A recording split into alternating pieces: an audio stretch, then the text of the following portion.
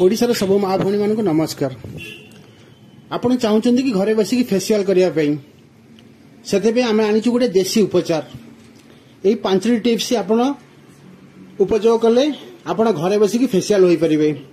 कारण आपण केते सुंदर होई थांदु किंतु आपण जदि फेसटा सुंदर नाही ताले आपण को कही हेले सुंदर कहबेनी। केते हाइट होई थांदु पैसा थाउ धन संपत्ति थाउ किंतु प्रत्येक लोक देखंदी आपण फेसटा। तेणुक आपड़ यदि फेसियाल हाँ चाहते घरे बसिक ताले यही 5टी टिप्स देखंतु। आपण घरे बाड़ी बगीचारे सी अच्छी किसी सुंदर लगेनी। तेणुक आम सुंदर करने आम 5टा टिप्स नहीं आसचु।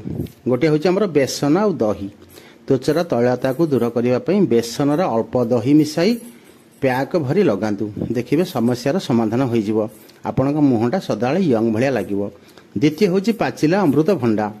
पाचिला अमृतभंडा खाइबा सह यार रस को कौन पैक रे उपयोग करंतु।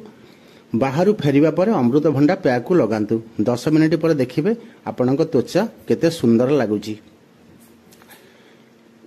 सत जेमिति आपण लागिबे 18 वर्षर लोक भलिया। प्रत्येक लोक फेस पे बहुत पैसा खर्च करछंती किंतु हेले आमे घरे बसिक एटा करि परिबा।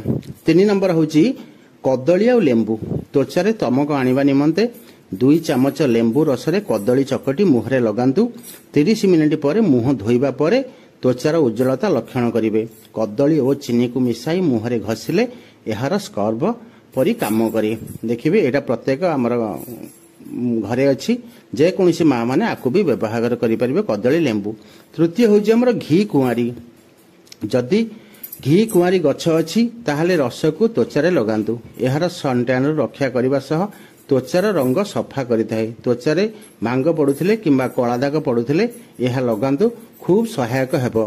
कारण प्रत्येक बाड़ी बगीचारे आमर घी कुआरी मिले। प्रत्येक लोक भी घरे शो पई भी घी कुआरी गछ रखि थांदी। तेणुक प्रत्येक जगह मिल जिवे। तापर आमर होची बीट। बीट एपरि एक परिबा जहार उपयोग रे उभय केश और त्वचार सौंदर्य चर्चा होई थाए। नियमित बीट रस पीले त्वचार समस्त समस्या दर हेबा संगे संगे सफा भी होई थाए। कारण बीट तो आमर प्रत्येक लोक भी आमर सालाड रे भी व्यवहार करंती। प्रत्येक आमर मार्केट रे बीट मिले। आपण जदि बीट रस पीबे